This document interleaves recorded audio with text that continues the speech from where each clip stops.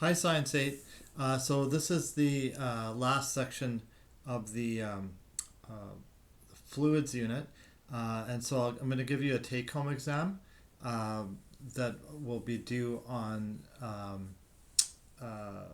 Thursday of next week. Okay, so you have a week to do it. We won't have a class on Monday as it's Victoria Day. Okay, so you have a full week to do the take-home exam.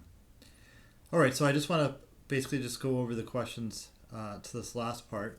You should have been somewhat familiar with this because a lot of it had to do with the respiratory and circulatory systems, which we had already covered.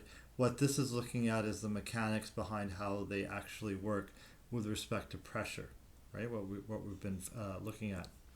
So let's look at the first part here with the terms. Okay, so number one, circulatory system transports blood, made up of the heart, blood vessels, and blood. And the heart is a pump, right? So remember, it's got the four chambers. It squeezes, it relaxes. It's a muscle, and the some of the blood is oxygenated and some of it is deoxygenated, and all of that is kept separate through the chambers and through valves which prevent backflow. Some of you asked about number 5. So this is the term used for what you get when you go see the doctor, and they wrap that thing around your arm with the Velcro, and then they have the little bulb and they squeeze it, and so that's used to measure the blood pressure. Okay. Blockage of arteries. We talked about the problems behind that and some of the things that can cause that, such as poor diet, lack of physical activity, stress. Respiratory system, so that's looking at things having to do with breathing. And remember, the muscle at the base of the chest cavity is the diaphragm, which essentially lifts and drops your chest. And as that's happening, the chest itself expands and contracts, right? So it gets bigger and gets smaller. The breathing mechanism is based on a pressure differential. What you're comparing is inside your chest to outside your body, and it follows the path of diffusion, right? So it goes from high pressure to low pressure. So when you're inhaling, there's higher pressure outside your body than inside, so air comes in. And when there's greater pressure inside your chest versus outside, then the air goes out. So that's an exhale. Okay, let's look at the crossword puzzle. Okay, so there's one across. Breathing. So another name for breathing is respiration. Okay. 2 down, respiratory system. So again, that's the system responsible for breathing. 3 down is blood. 4 down is blood vessels.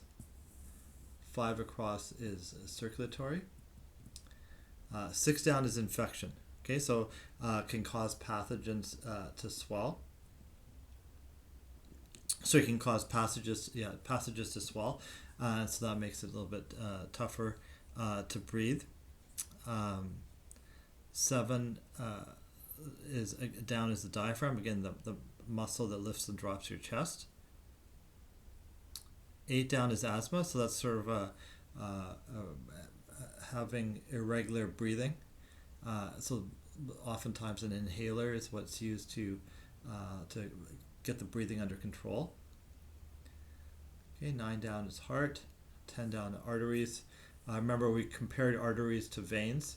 Arteries are what leaves the heart, the blood vessels that take blood away from the heart, and veins are what return it.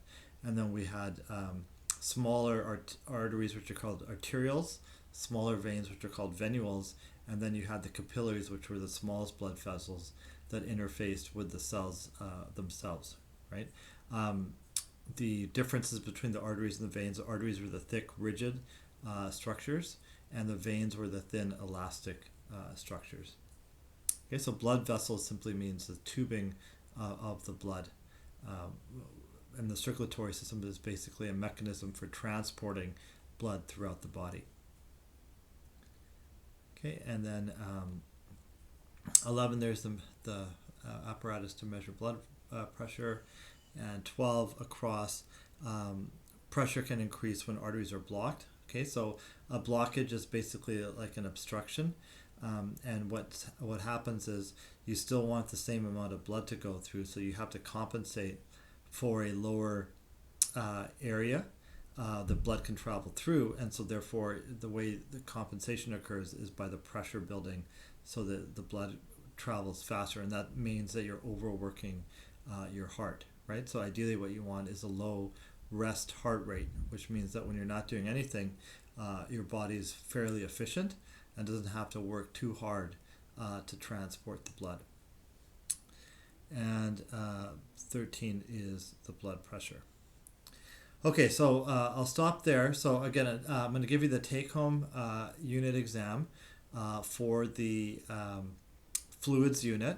Okay, so it's open book, and you've got a week to complete it. It'll be marked just like the last take-home exam was marked. Okay, so by all means, ask questions if something isn't straightforward. One problem that I finally figured out is why some of the questions, when you receive them on a Word document, why they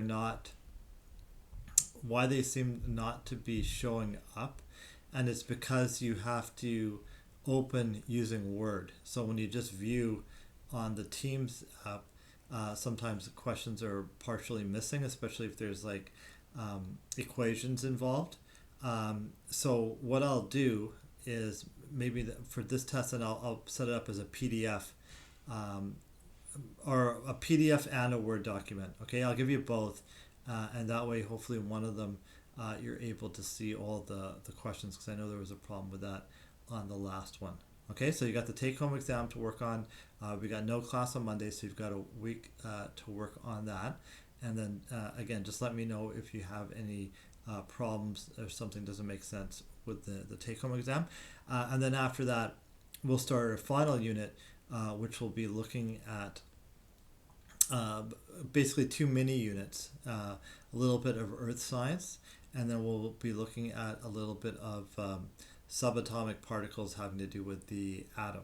Okay, so those are the two remaining kind of mini units, and we're on a good pace, so we'll be able to get all that done before the end of the school year. Okay, so again, stay safe and let me know if you have any questions. Okay, bye now.